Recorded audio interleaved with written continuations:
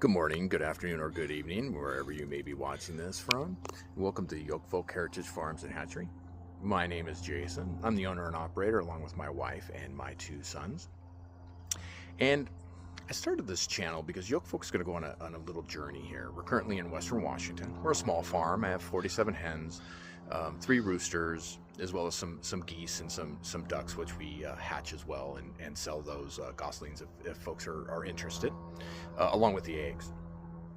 But being here in Washington, one of our ideas or one of our plans was to build the farm, see kind of how it goes on a small scale, and slowly start to build. We're in that building stage now, and being here in Washington, this is just not a place where I can expand the farm. So what this channel is going to be is to have anybody who is interested kind of follow us on the journey as we figure out where are we going to expand, how are we going to expand, what is this process like, what are we going to go through. And a bigger part of it is for me personally, as a first generation farmer, hopefully my children will be second generation farmers. I want to document what this journey of our farm is. I want to be able to look back in 10 years, see where did we start, be able to pass this down through the generations of my family. Hopefully we can pass the farm through the generations of the family, and they'll be able to see what we did, where we started, how we did it, and know our history. Be proud of that history as we work hard to build this out. So that's really what I want to document here. And if you enjoy the content and you want some more, please give us a subscribe and a like and make some comments. And as we build this out and as we share our journey, if you have any advice, ideas, thoughts, please share them, because I'm always open to that. My background right now, I currently work in technology. As we all know how that's going, I'm being replaced by AI. Anybody who's in technology knows it is not stable, and it is not worthwhile anymore, in my opinion. I also work in corporate. Corporate has stolen more of my soul than I think I can ever get back. I'm done. I can't do it anymore. I don't want to do it anymore. So here's what we're doing. We're looking to expand. We have a couple ideas, a few states that we're thinking about going to. Idaho is one. Literally, if I get on, not literally, but almost literally, if I get on my roof, look to the east, Idaho's right there. Utah is another one. Texas is another one. Nevada, Arizona. So there's a few states that we're definitely looking at as possibilities. One of the things, because we are an egg farm, I have to be very conscious of course, is my animals. And I have to make sure that wherever we go, number one, is a state that is agro-friendly. Washington State is not agro-friendly. They will do whatever they can to destroy you.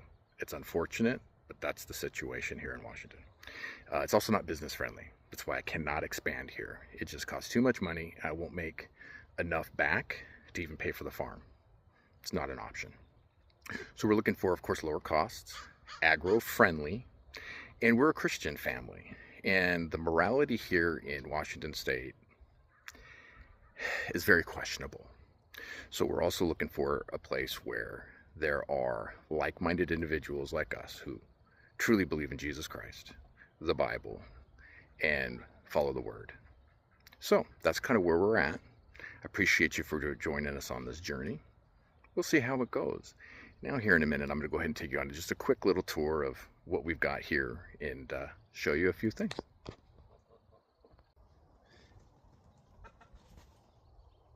Roosters are going a little bit crazy over there. All right, so with that introduction, again, welcome to the channel. I appreciate that y'all are here. So what we're going to go ahead and do real quick, do a little bit more chicken work.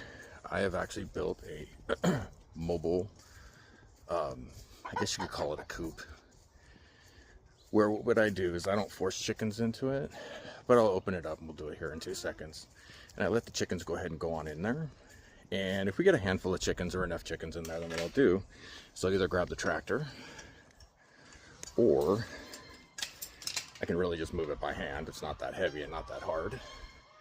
And we'll go ahead and move them around the yard. This way they'll get plenty of fresh grass, bugs, flowers, right, dandelions, whatever it is that they want to get to, they can get to. And it also helps our area here Right, it helps our area here because there's so many chickens in here, right? It's all dirt. And during the winter, this is Washington, it can get muddy. So putting them in the mobile coop here, which is our mobile coop, which really what it is. We'll go ahead and open this up. We'll let the chickens in there. Most of them like to go in here, so I don't really have to force anybody in. Oh, you sucker. There you go. I don't have to force anybody in. They'll come in here on their own.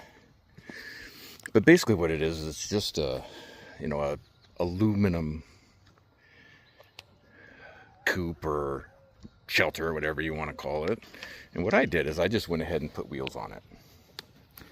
And then because now it's up a little bit higher, you can see I've got some extra wire down below in areas where the chickens may get out. I tried to build it so that this piece here, that these pieces here would go down far enough. Some of the areas didn't quite work out. And I've got food here for them. Got water for them, of course, which looks like their water here needs to be filled up. I'll get that filled up here in 2 seconds. More chicken work. See, here they come. And they love it. Now, most of the new red stars don't like to come in here, and I think it's just because the older chickens are coming in here, and so they'd rather stay separate. Although some of them are coming. Some of them are coming. The only issue I've ran into is this right here. We've got Rooster. We've got Henry. Now, we have plenty of girls, and here's our other rooster as well. So we do have 3 roosters right now. We have plenty of girls for the roosters. However, they are roosters. They like to fight. Not all the time, but it does certainly happen on occasion. Looks like Henry might have gotten into something a little earlier today, maybe with one of them. So what I try to do the best I can is make sure we've only got 1 rooster in here. And that way I don't have to worry about the fight. Now, with that said, see, there goes Henry, he's out. If I kick a rooster out and that rooster's hens are still in here, those hens will usually follow him. So it's a little bit of a balancing act. Little bit of a balancing act. All right, so I'm gonna go ahead and fill up their water, and then we'll see how many chickens we get in here, and we'll see if we move them. Sometimes we just leave them right here because this is all still fresh grass. It just kind of depends on what we've got, what the weather is, and if we have enough chickens in here to make it worth moving them. All right, water's all filled up. They seem pretty happy. We got a decent amount in here, and we've only got we got 2 roosters in there. We got 2 roosters in there. All right. So, basically the way that this works here is I'll just walk around, shut the door, and move them. Super easy. Super easy. The chickens seem to love it. They get a lot of the nutrition that they need because they're going to go out in the pasture and eat whatever they want. I know a lot of folks, and I might do this once we grow, is get a much bigger coop and an actual coop with boxes and everything else so that the girls can lay their eggs, and maybe once we get some more acreage, I'm on 2 acres now. I'm looking for quite a bit more, of course. I think that'll be a much better option at that point in time. But currently, for our current situation, I think that this actually works out really well. All right, come on, girl. You're gonna go in or out? Which one you want, girl? All right. So basically, here's how we do this. Let's close this door. This is the door to the actual coop, mobile coop. Then, of course, watch out, girl. Got to close this door so the rest of my chickens don't, or this gate rather, so the rest of my chickens don't escape. Now today, I think I'll be the mule, and I'll just go ahead and pull it. It's actually super light. The hardest part about pulling it is I had to put some, get that closed there, there we go. Oops, sorry about that, son. I had to put some chicken wire on the bottom, around the bottom. It's really hog wire. So it's pretty stiff, and if we don't mow or if the grass gets a little bit long, it could be a little bit more difficult to pull it. You just want to pull it by hand, but I mean, it's really not that difficult. All right, let's move this sucker. So I've got this here, and I've just got some hooks on it here, and we just got a couple of knots, and I can either attach this to my tractor or I can just pull it. And what we'll do this time is we're just going to pull it. So you just pull it out of there. Doesn't take much effort, and I'm just going to move them there for now. But that's it. Oh, looks like our water tipped a little bit. I got to fix that knot.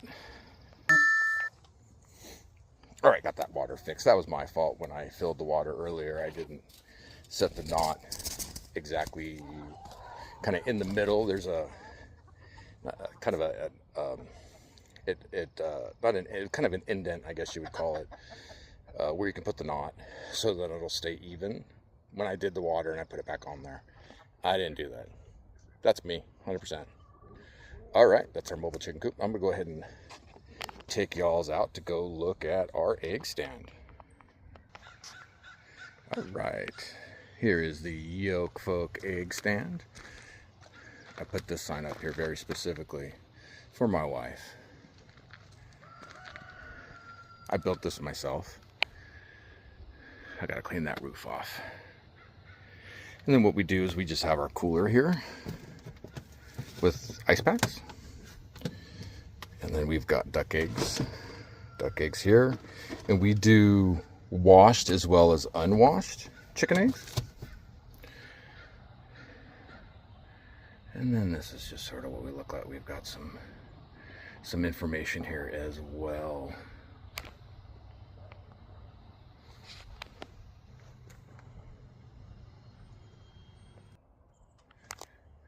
All right, well, that's Yolk Folk, kind of in a nutshell. I hope you join us on this journey. We have no idea how this is going to go. I have confidence that we can make it work, but a lot of things kind of have to line up. We'll find out as it goes. So thank you for joining us on this journey. We'll see you next time. God bless.